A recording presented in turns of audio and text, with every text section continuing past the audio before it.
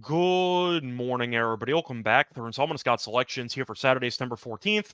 For again today's play of the day, quick recap what happened yesterday. We had a nice winner in the WNBA with the Sun -5 at -110 on Bet365. Never in doubt. In fact, it was probably the easiest WNBA winner you'll get all year, as the Sun closed at -9.5. Once Copper got ruled out, and it was never in doubt, as the Sun did win the game by 19 points. Phoenix has been awful for the last couple weeks. They've been getting buried pretty much game in, game out, and the Sun came out. They'd won the first 3 games by 11 plus points. Same thing continued. So once again, the Sun buried them. Nice, easy winner, no matter what line you got. Never in doubt. Look for the winner here on Saturday. For the extra play, there might be once again the more plays on the website. So go to the website and you do. Use the promo code QSY6Q, HDH, go 4% off. Code is also in the description. Plus a reminder, hit the like button, subscribe to the bell to get notified when never miss an episode. And for the extra play, go into college football and look at the game taking place in the SEC between Georgia and Kentucky, taking place at around 7:30 p.m. Eastern Time. And for this game, we are going to lay the wood. We're going to take Georgia -22 at -110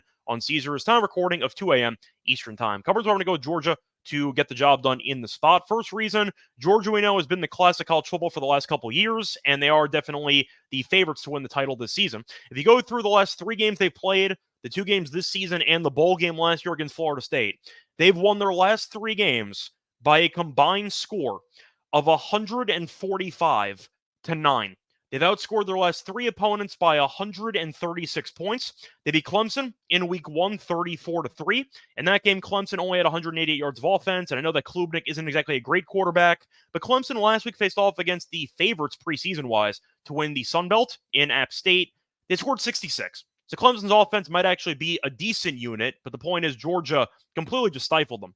Clemson did nothing, scored no touchdowns, and I do think that Georgia's defense is an elite unit, one of the best defenses in the entire country. Kentucky should probably struggle against this team, especially because of the fact this offense is worse than Clemson's, and it is actually an abysmal unit. So Kentucky ended up having their first conference game last week. They played South Carolina, and you figured, all right, South Carolina's been decent, but Kentucky at home, usually decent, and I think they would be able to at least keep the game competitive. Not so much. Kentucky in that game, just for reference, by the way, was favored, as Kentucky was actually a 9.5-point favorite in that game, and they lost by 25 at home. To make matters worse, Kentucky in the entire game, once again as 9.5-point favorites at home, completed 6 passes in the entire game for 44 yards.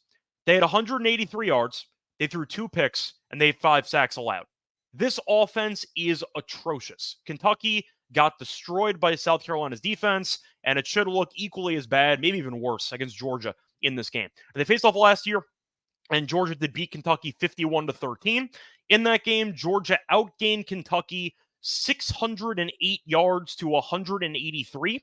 Georgia had 21 more first downs. So once again, serious talent differential here, and we know that Kentucky's offense is significantly worse. Last year, they had O'Leary, who was a veteran who'd been around the block a few times. Kentucky's got nobody at the quarterback spot for the season, and to go through the actual stats of who's going to be starting in this game, they will be using Vandegrift, who was a bit injured, but apparently is probable for this game.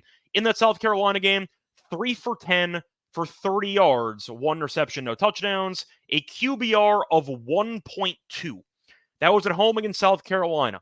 Have fun against Georgia. We'll see what happens here, but Georgia might win this game by 30 plus. And Georgia, the schedule does not look great for the spot because Georgia does have Alabama on the road up next, so potential look ahead, but Georgia has a bye after this game. So not exactly a look at spot because there is a gap week in between. So I do expect Georgia to come out focused, trying to win the first conference game handily. But Kentucky offensively is really not good. And the fact that they were favored by 9.5 and only scored 6 points against South Carolina at home tells me this team is abysmal and they might not make a bowl game. It would not shock me if this team won about 4 games. I think Kentucky's awful, especially offensively. And I think Georgia, based on the talent, with Beckett quarterback, with all the weapons they have, ETN in the backfield as well, they just have too much talent. I think that Georgia should be able to dominate the line of scrimmage on both ends, and I think Georgia wins this game going away. Kentucky might not score a touchdown. I think Georgia can name the score here.